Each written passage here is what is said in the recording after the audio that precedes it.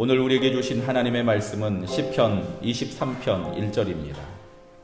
여호와는 나의 목자시니 내게 부족함이 없으리로다. 아멘. 우리 같이 한번 읽습니다. 시작. 여호와는 나의 목자시니 내게 부족함이 없으리로다. 아멘. 같이 따라합시다. 여호와는 나의 목자. 오늘 그렇게 고백하셨으면 좋겠어요. 여호와는 나의 목자. 설교를 할 때 저는 될 수 있으면 주제를 가지고 성도들과 함께 말씀을 만나지 않으려고 많이 노력합니다. 왜냐하면 그렇게 설교하다 보면은 내 이야기가 어느덧 하나님의 말씀처럼 감추어져서 교묘하게 전달될 수 있어서 본문을 하나 정하면 그 본문을 따라서 천천히 갑니다. 벌써 우리가 사도행전을 3년째 하고 있어요. 언제쯤 끝날까요? 사도행전이 28장까지 있는데 지금 15장입니다. 한 7년쯤 되면 사도행전 끝날 것 같습니다. 근데 가끔 중간에 하나님이 저한테 특별한 감동을 주실 때가 있어요. 작년에는 삭개오야 내려오라. 하나님의 말씀해 주셔서 한 10주 정도 우리가 함께 나눴었고요. 그리고 2021년 하나님의 특별한 은혜를 함께 나누고자 여기 시편 23편 우리가 잘 아는 이 시편으로 함께 은혜를 나누려고 합니다. 여호와는 나의 목자. 이 시편을 쓴 사람은 다윗입니다. 그래서 시편 23편 제일 위에 보면은 뭐라고 되어 있습니까? 다윗의 시라고 되어 있습니다. 다윗은 형제가 위로 형들이 17명이 있습니다. 그리고 이 다윗의 아버지는 이새라는 사람입니다. 근데 이 다윗의 아버지는 그렇게 대단한 사람이 아닙니다. 재산이 대단히 많고 혹은 훌륭한 사람도 아닙니다. 때로는 사람들의 조롱거리도 되기도 했습니다. 그도 그럴 것이 이새가 사는 동네가 베들레헴이라고 예루살렘에서 차로 30분. 여기서 차로 30분이면 어디 가요? 다 가죠, 다. 대전도 가고, 청주도 가고, 안성, 그쪽까지 가고. 그런데 이스라엘에서 차로 30분. 그나마 지금은 길이 잘 닦여서 차로 30분이지, 예전에 걸어서 간다 그러면 이게 보통 길이 아닙니다. 예루살렘 그 수도에 살지 못하고 베들레헴 조금 떨어진 곳에 살았던 사람, 이새 아들로 다윗이 태어났습니다. 이 베들레헴에서 살던 이새 아들로 태어난 이 다윗은 사실 많은 사람들에게 아버지의 이름 가지고 조롱당하는 일이 많이 있습니다. 사무엘상 20장 30절 세 번역으로 준비했습니다. 사울이 요나단에게 화를 내면서 소리쳤다. 이 패역 무도한 계집의 자식아, 네가 이새 아들과 단짝이 된 것을 내가 모를 줄 알았더냐? 그런 녀석과 단짝이 되다니 너에게도 부끄러운 일이고 너를 낳은 내 어미를 발가벗기는 망신이 될 뿐이다. 사울이 아들 요나단에게 했던 꾸지람 중에 이새의 아들 다윗과 네가 가까이 지내냐라고 말하면서 책망하는 부분이 있는데, 이새의 아들, 그 근본 없는 자식, 꼭 그렇게 얘기한 것 같지 않습니까? 사무엘하 20장 1절에 보면은 다윗이 도망칠 때 다윗의 대적들이 그를 만나면서 이렇게 얘기했습니다. 다음 거 보여줘요. 그 즈음에 불량배 한 사람이 그곳에 있었는데 그의 이름은 세바였다. 우리가 다윗에게서 얻을 몫은 아무것도 없다. 우리가 이새의 아들에게서 물려받을 유산은 아무것도 없다. 그러니 이스라엘 사람들아 모두들 자기의 집으로 돌아가자. 물려받을 것이 아무것도 없다. 이새의 아들이니까 물려받을 게 없다는 겁니다. 그러니까 아버지 이새는 부자는 아니었고 그렇게 대단한 가문도 더욱 아니었습니다. 관직이나 직함이 있는 것도 아닙니다. 한 번도 소개한 적이 없습니다. 그런 아버지, 여러분 아버지는 어땠습니까? 그런 아버지라도 사랑해 주기만 하면 얼마나 좋습니까? 아버지 이새는 다윗을 시덥지 않게 여긴 것 같습니다.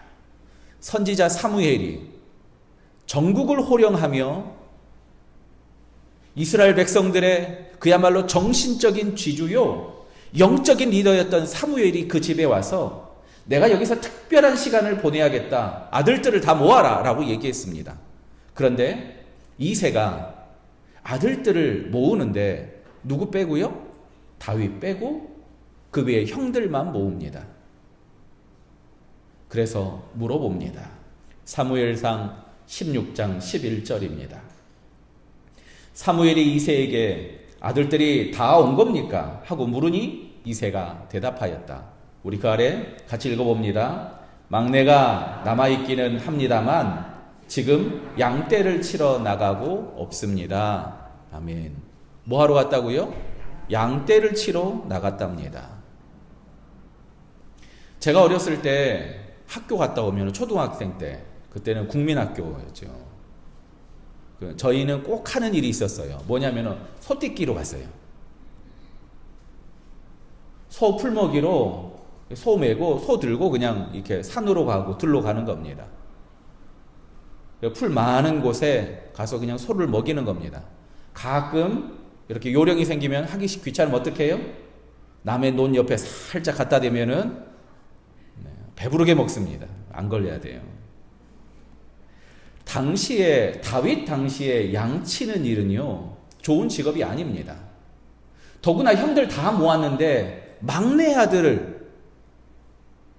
8인데 막내 아들 두고 형들만 모았어요.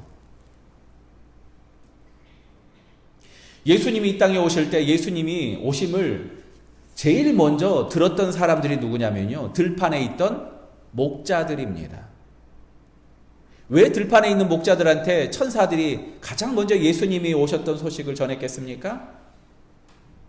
가장 소외되고 가장 힘없는 사람들, 그 사람들의 대표 주자가 누구냐? 목자들입니다.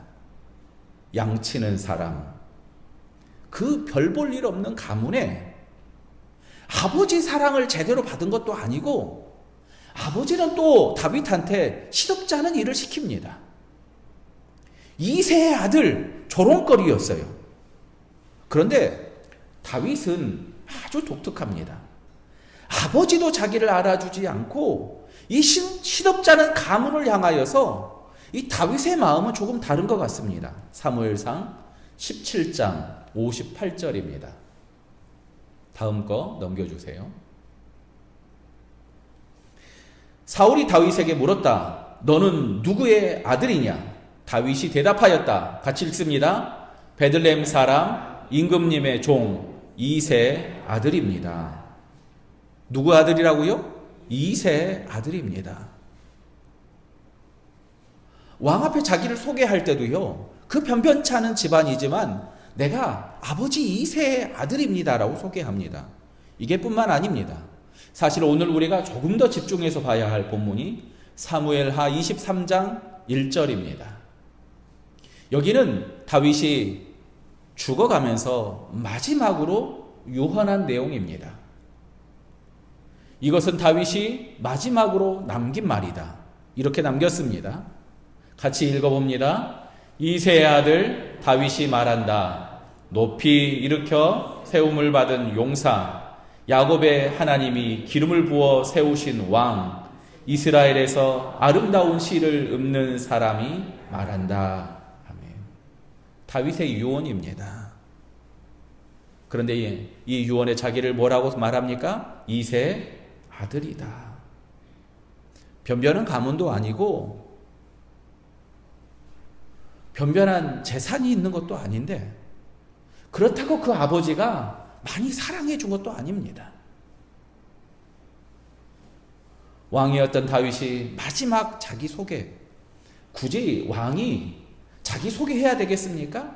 여기 있는 사람들이 다윗이 누군지 모르겠습니까? 다 압니다. 그렇다고 그러면 여기는 자기 소개가 아니라 자기 고백입니다. 나 이새의 아들. 이새의 아들로 다윗은 양치는 목동이었고, 형들이 전쟁터에 있을 때 형들한테 음식이나 나루는 심부름하던 사람이었습니다. 온 집안 사람들 그 유명한 선지자 사무엘 왔다고 잔치하는데 다윗 혼자 막내라고 쏙 빠져서 허드렛 일, 양치는 일을 하고 있었던 목자 다윗. 그 외로운 광야에 있었고 별 볼 일 없는 일을 하던 다윗이 말합니다. 나는 이새의 아들이다. 이새의 아들로 다윗이 했던 그 일, 양치는 일. 우리가 잘 아는 시편 23편, 오늘 우리가 읽은 바로 이 본문, 여호와는 나의 목자시니 내가 부족함이 없으리로다. 이 고백이 어디서 나왔겠습니까? 양치는 목동이었던 그 어린 목동이 지금 여기 여호와는 나의 목자시니 이렇게 고백하는 것 같습니까? 여호와는 나의 목자시니. 이 고백은 그 사소한 일, 그 쓸데없는 일들을 맡겨주신 아버지의 일들을 목숨을 걸고 하고 왜 거기 보냈는지 말하지 않아요. 형들 다 여기 있는데 왜 나만 여기 있어요? 말하지 않아요. 형들이 3명이나 위에 전쟁터에 갑니다. 그러면 나머지 위에 형들 몇 명이에요? 4명 더 있어요. 전쟁터에 음식 갖다 주고, 음식도 엄청나게 무겁거든요. 음식 갖다 주고 형들 살았는지 살펴보고 와라. 막내 아들한테 아직 소년이었던 다윗한테 시키는데 다윗은 한마디도 하지 않습니다. 그리고 다윗은 우리가 잘 아는 것처럼 골리앗을 죽이고 왕이 되며 수많은 정치적인 모략과 어려움 속에 그 인생을 온전히 하나님 앞에 올려드리며 마지막에 고백합니다. 나 이새의 아들. 저는 다윗에게 가장 어려운 시간이 언제였는가 생각해 봅니다. 여러분, 다윗한테 언제가 가장 어려웠겠습니까? 생각해 보면 쉬울 때가 없어요. 아버지도 인정해 주지 않는 아들인데 미친 척하며 목숨을 구걸하면서 살아야 됐었고,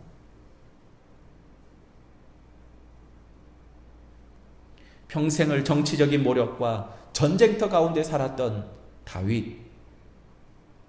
그 다윗이 수많은 시편을 짓고 특별히 여기 시편 23편을 기록합니다. 어떻게 이런 일이 가능하겠습니까? 어떻게 이런 아름다운 시를 짓고 자기 스스로를 고백할 때 나는 시를 짓는 사람이고 나는 하나님을 향하여서 노래를 만드는 사람이다 라고 고백하겠습니까? 다윗은 가장 외로운 시간, 쓸모없는 시간, 버려진 그 시간을 가장 거룩하게 살며 하나님이 주시는 시간으로 받아 누린 겁니다. 다윗이 죽였던 골리앗, 왕의 칼이나 병법으로 이긴 게 아닙니다. 양 지킬 때, 그때 양 지키려고 열심히 연습했던 물매 가지고 다윗은 골리앗을 죽이고요. 이새의 아들 다윗, 그 별 볼 일 없는 가문에 살았지만 하나님이 나를 사랑하여 주시고 나를 여기까지 인도하여 주셨음을 한 번도 잊지 않고 심지어는 그의 마지막에 고백하며 죽을 정도로 날마다 하나님의 은혜를 생각하던 사람. 그래서 그 연약한 집안, 그 불우한 환경이 그의 수치나 그의 부끄러움이 아니라 나는 그렇게 연약한 사람, 우리 집안은 그렇게 부족했지만 하나님이 나를 지금까지 인도하여 주시고 기름 부어주시고 나를 사용하여 주셨다. 다윗은 고백하고 있는 겁니다. 여호와는 나의 목자시니.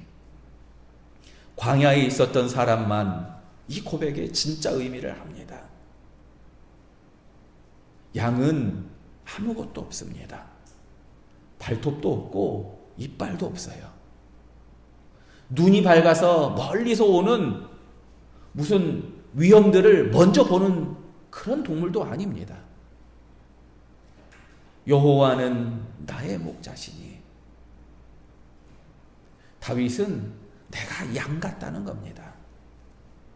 그 인생에 있는 수많은 어려움들과 위기들을 만날 때 그야말로 당할 수밖에 없었던 양처럼 내가 그 어려움들을 수없이 당했지만 여호와는 나의 목자시니 하나님의 나를 인도하여 주시고 하나님의 나를 지켜주셨다. 지금 고백하고 있는 겁니다. 여호와는 나의 목자시니. 내가 누구 때문에 여기 이 모양 이 꼴로 살고 내가 우리 집안 때문에 내가 이렇게 산다고 말할 필요가 없어요. 오늘 다윗을 보면 어떻습니까? 여호와는 나의 목자시니. 그 부끄러운 이름, 그 부족한 집안의 이야기가 오히려 내가 하나님을 만나는 이야기고 여호와는 나의 목자시니라고 고백하는 그 믿음의 근간이 여기가 아니겠습니까? 상담학을 공부해 보면요, 사람들이 꼭 인생의 어려운 문제를 만나거나 혹은 이상한 행동을 했을 때 꼭 추적해 올라가는 게 너 어렸을 때 무슨 상처가 있었고 너 예전에 무슨 아픔이 있었고 너 상황이 어떻게 됐어? 꼭 물어봅니다. 그래서 네가 이렇게 사는구나. 그래서 네가 이렇구나. 다 얘기합니다. 그런데요, 그것만으로 다 이해가 안 되는 사람들이 있습니다. 그것만으로 그 상처 때문에 넘어지는 사람만 있는 것이 아니라 그 상처를 딛고 이 때문에 넘어질 것이 아니라 좌절할 것이 아니라 오히려 굳세어지고 담대한 사람이 있는 겁니다. 오늘 다윗이 보여주는 이 고백, 여호와는 나의 목자시니, 이 고백이 진짜 믿음의 고백이 아니겠습니까? 사랑하는 성도 여러분, 우리가 누구를 원망하겠습니까? 우리가 원망해서 뭐 합니까? 코로나를 원망하고 다른 사람을 원망하며 우리의 이 시간을 헛되이 지날 것이 아니라, 비록 아무도 알아주지 않고 심지어 아버지마저 알아주지 않던 그 광야의 시간을 다윗은 지금 시편 23편으로 여호와는 나의 목자시니 고백하고 있는 것처럼, 그 집안의 어려움이 그냥 어려움으로 끝나고 집안 때문에 내가 이렇다고, 아버지 때문에 내가 이렇게 산다고 그렇게 말할 것이 아니라 마지막 죽어가면서 나 이새의 아들 다윗이라고, 비록 아버지도 나를 인정하지 않았지만 하나님이 나를 부르시고 택하시며 기름 부으셔서 여기까지 왔다 고백하는 그 다윗의 모습처럼, 사랑하는 성도 여러분, 다윗의 시 여호와는 나의 목자, 이 시대를 살아가는 우리의 시, 우리의 고백이 되어야 되지 않겠습니까? 광야 같은 가운데 아무도 알아주지 않는 그 하찮은 일을 감당하고 있는 다윗처럼 우리가 살고 있지는 않습니까? 양치기였던 소년 다윗이 하는 고백이 아니라 인생의 모진 풍파를 다 겪고 수많은 정치적인 배신과 목숨을 걸고 수없이 전장을 누비던 백전노장 다윗이 고백하고 있는 이 시, 여호와는 나의 목자. 다 경험해보니, 다 살아보니 내가 내 지혜로, 내가 내 힘으로 여기까지 온 것이 아니라 여호와는 나의 목자. 나는 참 양 같은 사람이야. 여호와는 나의 목자. 내 힘이 아니라, 내 능력이 아니라 여호와는 나의 목자. 비비린내 나는 전장터에서 평생을 살던 왕 다윗, 그 외로운 길을, 그 외로운 인생을 다윗은 살았습니다. 그런데 그 외로운 인생이 허망하게 끝나버리는 것이 아니라 그 가운데서도 끊임없이 여호와는 나의 목자시니 고백하며 다윗은 하나님을 찾고 하나님을 부르며 그 어려운 시간이 오히려 하나님의 시간이 되게 하였던 겁니다.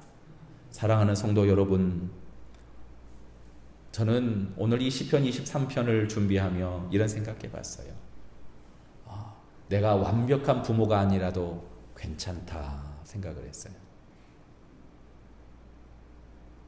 내가 이세 같은 사람인데 그래도 괜찮다. 다윗이 그 아버지 때문에 영향을 받아서 잘못되고 삐뚤어진 것이 아니라 여호와는 나의 목자시니라고 고백하며 그 인생을 끊임없이 하나님께로 다잡는 것처럼 내가 훌륭한 아버지가 아니라도 괜찮다. 내가 흙수저고 자식에게 물려줄 것이 많이 없어도 괜찮다. 여호와는 나의 목자시니 하나님을 사랑하는 자녀에게 알려준다면 이거보다 더 큰 선물이 없겠구나. 사람들이 볼 때는 놀림감이요, 조롱의 대상이었던 그 이새의 이름을 마지막에 유언처럼 이야기하는 이 마지막 말에 나 이새의 아들이라고 말할 때 아무것도 없고 내가 변변치 않은 집안이었지만 하나님이 나를 사랑하여 주셔서 여기까지 왔다. 이게 다윗의 고백이고 다윗의 인생이었던 겁니다. 사랑하는 성도 여러분, 여러분 뭘 가지고 있습니까? 여러분의 자랑은 무엇입니까? 여러분 사랑하는 자녀들한테 뭘 주고 싶습니까? 저는 이 다윗의 고백이 우리의 고백일 뿐만 아니라 우리가 기도하는 사랑하는 자녀들의 고백이 되기를 주님의 이름으로 축원합니다. 아무도 없을 때 그 허허벌판에서 하나님을 만나던 다윗처럼 이 코로나로 어려운 이 세상 가운데 사랑하는 성도들이 그리고 자녀들이 하나님을 만나기를 축원합니다.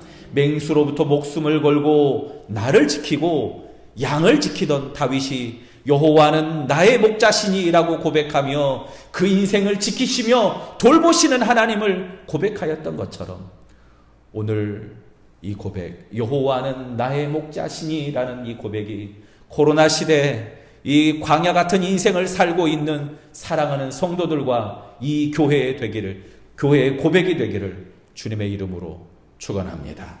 우리 같이 한번 따라합시다. 여호와는 나의 목자시니 내게 부족함이 없으리로다. 아멘.